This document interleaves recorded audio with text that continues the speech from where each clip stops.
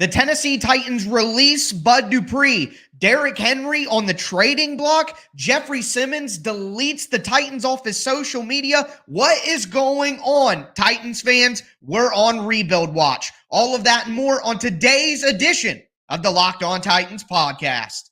Let's get it. You are Locked On Titans, your daily Tennessee Titans podcast. Part of the Locked On Podcast Network, your team every day.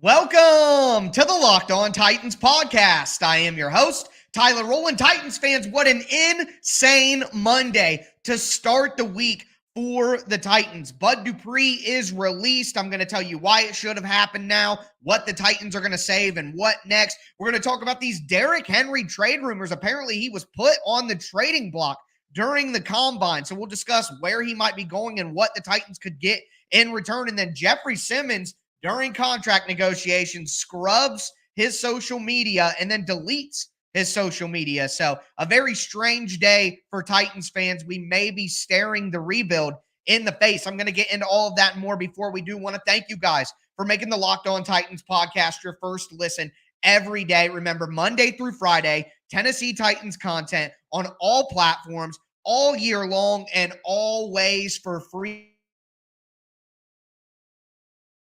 I am your host, Tyler Rowland, nearly 25 years as a Tennessee Titans fanatic, certified film junkie, and a staff writer over at alltitans.com. But we got a lot to get into. First and foremost, Bud Dupree released by the Tennessee Titans. So Dupree signs a 5-year, $82 million contract season. And the Titans were trying to fix the pass rush so you could see what they were thinking, but there were better options on the table, in my opinion, with a Trey Hendrickson, with a Hassan Reddick. And you don't want to have hindsight 2020 completely, but those were options that I thought were better at the time than Bud Dupree coming off a torn ACL when he wasn't even one of the top 2 pass rushers in Pittsburgh. So it was a questionable decision at the time, in my opinion. And I'm not going to sugarcoat it here. Throughout the entire 2 years that Bud Dupree has been with the Tennessee Titans, it was my expectation that he would be cut after the first 2 seasons. There's an out in his contract, which we've discussed. The Titans are going to save around $9 million if they have the cut go through right away on March the 15th. They would eat around $10.8 million in dead cap, but you simply can't pay Bud Dupree $20 million on the salary cap. He played 22 games out of a possible 33 games that he could have played. He had 7 sacks and 8 tackles for loss combined in those years. You simply can't have a player making $20 million against the salary cap, giving you that sort of production and the amount that Bud Dupree was out on the field. But again, that's the risk that you take when you sign a guy coming off an ACL tear. So that was a bad decision by John Robinson, and signing Bud Dupree and giving him the contract that he did ultimately had a big effect on John Robinson getting fired. We could talk about, the A.J. Brown trade all we want, but it was a ton of different decisions along with the first-round draft picks. But Bud Dupree was a big part of John Robinson losing his job eventually, giving him that contract. So, again, the Titans saved $9 million, get about $11 million in dead cap if they execute the move right at March 15th when the new league year starts. Or what they could do is they could do like they did with Julio Jones, designate Bud Dupree as a post-June 1st cut. They would save about $15 million on the salary cap, but they don't get those cap savings until after June the 1st. So they could do the cut now, designate it post-June 1st, get that money then. There's some logic there because you save more money, but the Titans with their limited cap space may want to go ahead and have that $9 million available right now. So I think that's what they're deciding to do. We would hear that it was a post-June 1st cut when it was initially reported, if that were the case. So now what the Titans do from here, I think edge rusher becomes a significant need. I would say it's probably the number one need on the defensive side of the ball right now, and that depends on what happens with David Long. If David Long, ultimately, the Titans let him go in free agency, then I think inside linebacker immediately becomes the most important need for the Titans on the defensive side of the ball. But if the Titans were to bring back David Long, then edge rusher is the number one. Now, some may say cornerback, and that is an option. Understandable there. But for me, I think edge rusher, because of the importance of pass rush. I'm a guy who's always going to value pass rush over everything else on the defensive side of the ball. I think that getting an edge rusher in the first couple of rounds may be an absolute necessity for the Titans at this point. I like Rashad Weaver a lot. I think he's slated to be the starter outside of Harold Landry, who hopefully is able to play his style of football off the ACL tear because he's had enough time to recover. But Rashad Weaver had his downsides last year as well. It was an impeccable year for Rashad Weaver, a little undisciplined in his pass rush, getting too far upfield in run defense. He had some splash plays, but wasn't always able to hold up his edge in run defense. So while I do like Rashad Weaver and would be okay with him starting, I think you need a high-level player to be a part of a three-man. So for me, that's something that's super important, is having that depth on the edge for the Titans. I think that it does become a significant need. Would I address it in free agency? No, I absolutely would not address it in free agency, but I think it's something that you definitely got to think about in the draft. We're going to continue today's conversation. There was so much news that happened for the Titans outside of the Bud Dupree release. You have the Derrick Henry trade rumors could be on the trading block, according to this report from the NFL Combine. Crazy to think, but it's definitely a possibility. So we're going to talk about who Derrick Henry could get traded to and ultimately what he would get traded for. So with that in mind, we are going to continue today's show. Before we get into it, do want to let you know that today's episode is brought to you by FanDuel. Look, guys, the NFL season may be over, but the NBA season, this is the best time of the year. And right now, the best place to bet the NBA is on FanDuel Sportsbook, America's #1 sportsbook. New customers can get a no-sweat first bet up to $1,000. That's bonus bets back even if your first bet doesn't win. Just download the FanDuel Sportsbook app. It's safe, it's secure, it's super easy to use. I love single game parlays. I'm not going to lie to you. Taking a couple of different statistics with, let's say, the Lakers. LeBron's hurt right now, but LeBron over 25 points. Anthony Davis over 25 points. Anthony Davis over 10 rebounds. D'Angelo Russell over 5 assists. Who you think's going to win the game?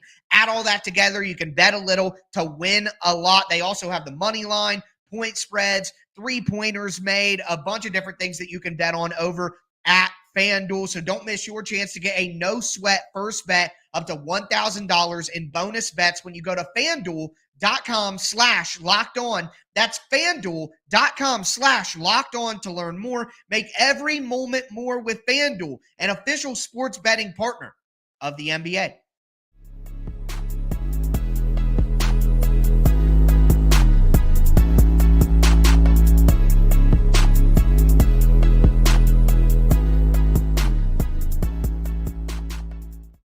Titans fans, so much news on Monday. We're going to continue breaking it down. We just talked about Bud Dupree and his release. I think that was something that a lot of people expected, but kind of figuring out exactly what kind of release they're going to use is going to be an interesting thing going forward. But now we've got to dive into this, maybe the biggest news coming out of Combine weekend, and that's Derrick Henry on the trading block. Now, I think that's a little salacious if you put it that way, Derrick Henry on the trading block. I don't know if that's the right way to go about it, but there was a report from Michael Silver saying that there were 3 veteran players that he heard that were shocked at the NFL Combine when the general managers were having these discussions. Number 1 was Jalen Ramsey of the Rams. Number 2, DeAndre Hopkins from the Cardinals. And number 3, Derrick Henry, Tennessee Titans. Now, Ian Rappaport from NFL Network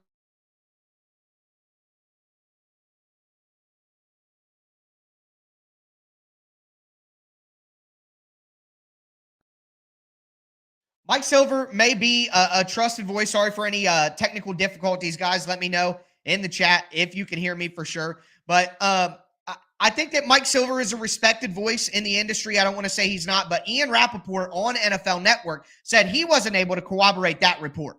So Ian Rappaport wasn't able to confirm that about Derrick Henry. So it's a bit up in the air, but listen, we have to just accept the reality, and it's something that I've talked about throughout the off season so far.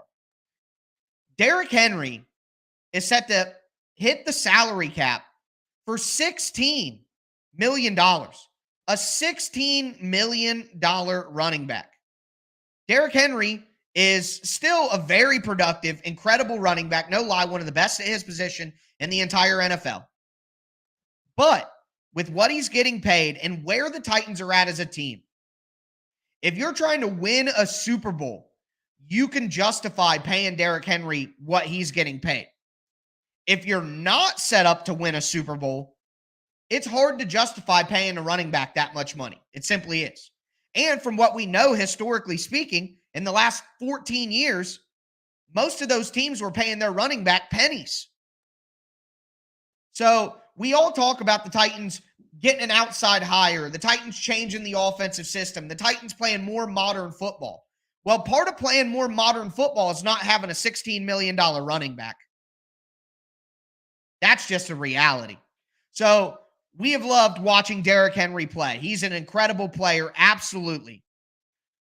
But I think that if you get offered a certain amount for Derrick Henry, you have to consider it, because not only will it save you a little bit of money, but it would help you kickstart a rebuild. And that's been kind of the overarching point of the show today, is that the Titans are entering a potential rebuild right in front of us.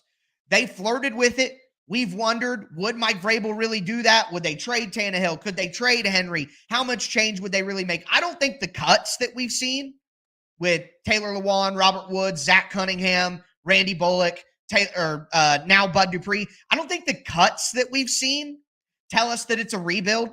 I don't think that's the case. But if they trade Derrick Henry, that is signifying that they know that they're heading into a rebuild.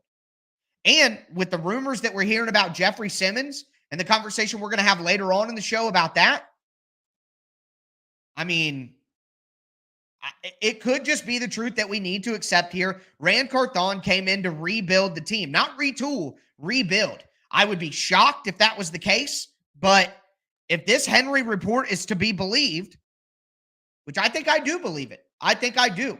I think that the Titans would trade Derrick Henry if they got the right package back. And you think, what teams would be looking at a Derrick Henry?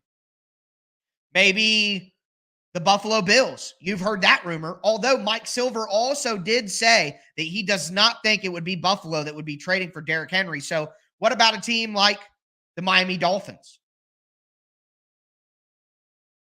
Mike McDaniel, their owner, aggressive with the speed they have. What if the Miami Dolphins wanted to trade for Derrick Henry? That could make sense for them.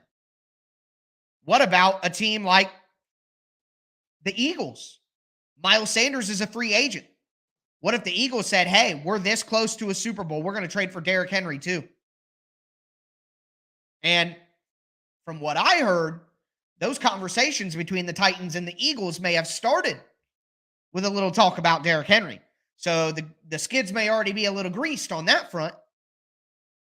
What about a team like the Chicago Bears, who have a rookie quarterback and need to add more weapons on an offense that has been putrid in terms of weaponry around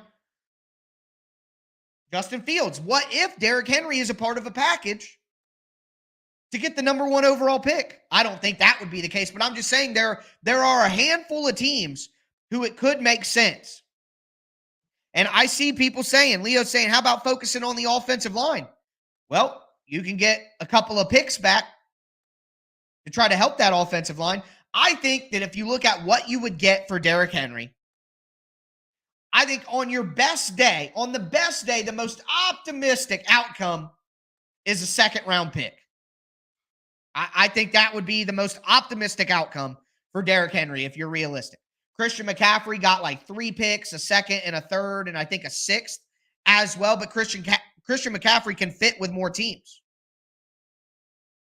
So there's probably more teams willing to pay more, which drives the price up for a do-it-all running back like Christian McCaffrey than Derrick Henry, who needs to be in a certain system and be used a certain way and can't be used a certain way as well. So I think with a second-round pick being the most optimistic outcome, I think a 4th-round pick is to be expected. I think if the Titans got a realistic outcome that they would pull the trigger on, I think it would be a 3rd-round pick. I think a third-round pick is what you would hope to get back for Derrick Henry with his contract.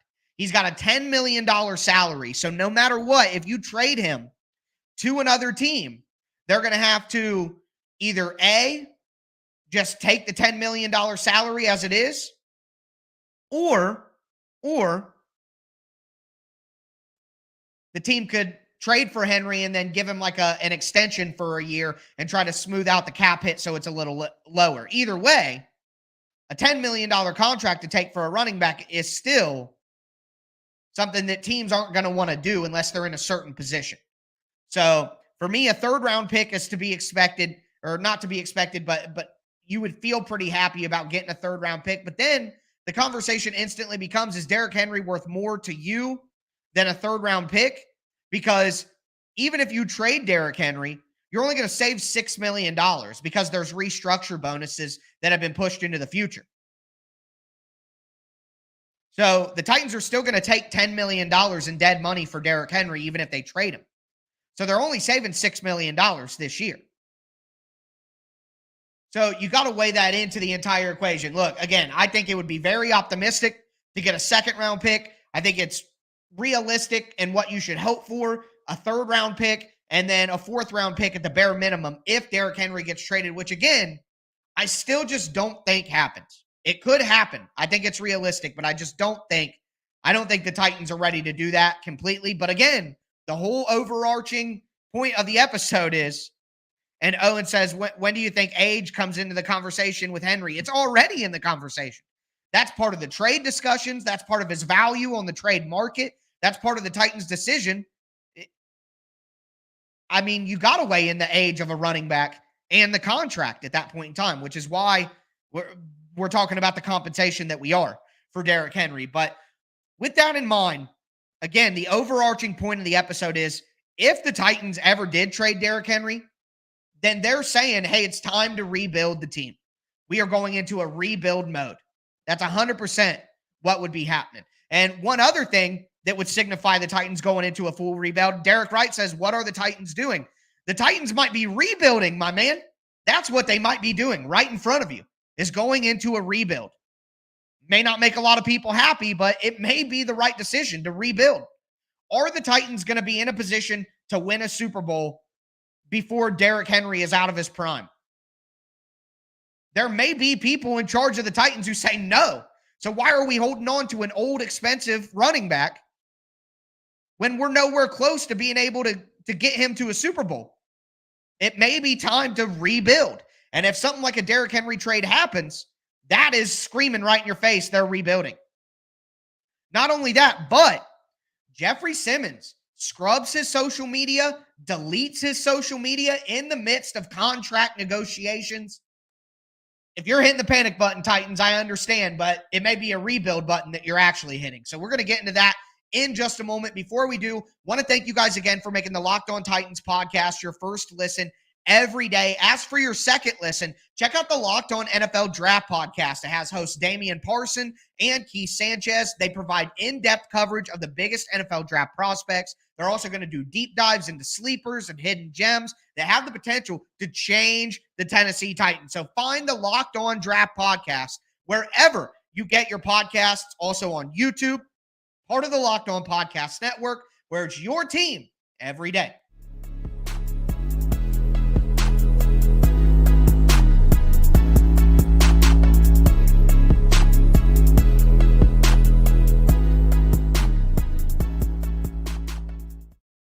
Titans fans, we are going to cap off today's crazy edition of the Locked On Titans podcast. We talked about Bud Dupree getting released, which feels like it was forever ago at this point. Talked about Derrick Henry on the trading block. Now we've got to talk about what's going on with Jeffrey Simmons, because it's fair. It's fair if you are concerned.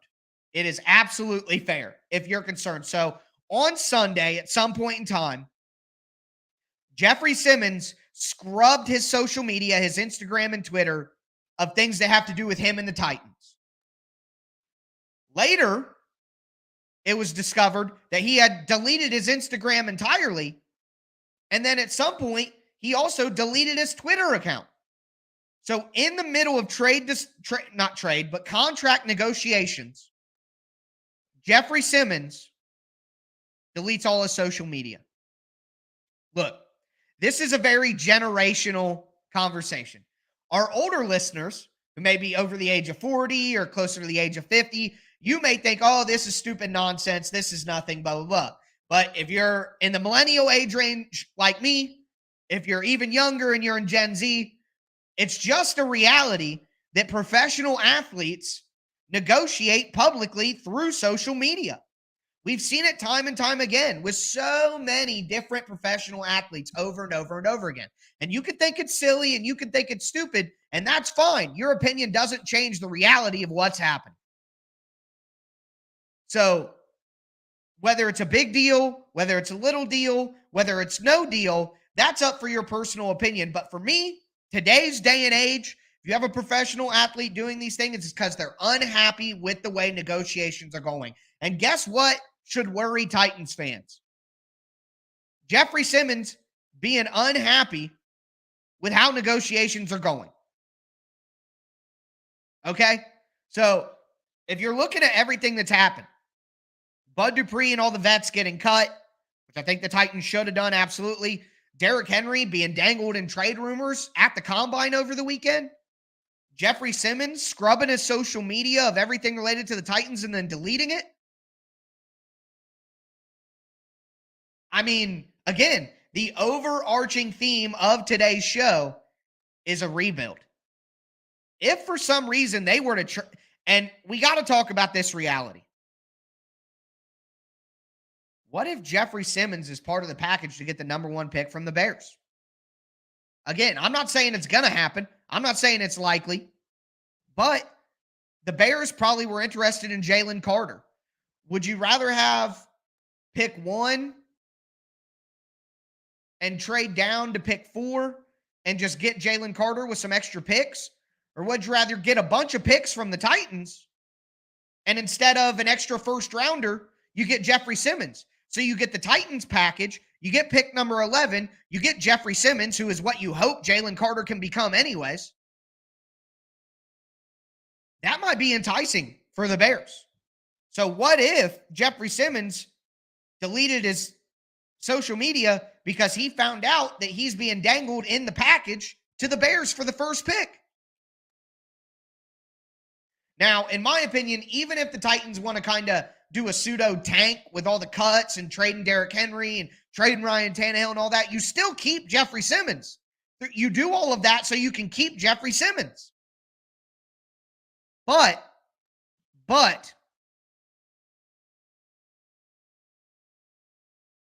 maybe they're just going full blown top to bottom rebuild, which I think would be an absolute shock.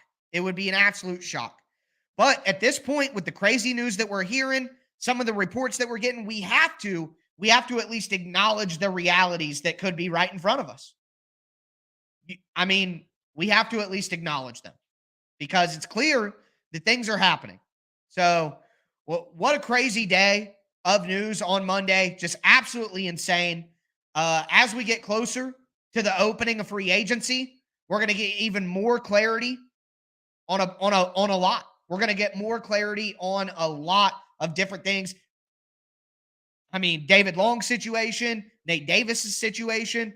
The Titans are going to want money in free agency if they're going to get rid of any other players in a trade. So, wow. Yeah, dog versus face. What kind of name? He says, what a wild, toxic all season. And you know what? When you go on a 7-game losing streak and when your general manager makes some of the decisions that he made before getting fired, and when you have all these bad contracts and you're in the situation that the Titans are in, we all should have known. And a lot of us did know this is going to be a wild, wild ride this offseason. Buckle up, Titans fans. The next couple of weeks of news is going to be nuts. And I'm going to be here with you the entire time to break it down Monday through Friday. Tennessee Titans content on all platforms all year long and always for free. Make sure you get subscribed and stay subscribed to the Locked On Titans podcast. I'll be back with you guys tomorrow. Thank you so much for tuning in. That's going to do it for me today, though, folks. As always, I am your host, Tyler Rowland, and this was Locked On Titans.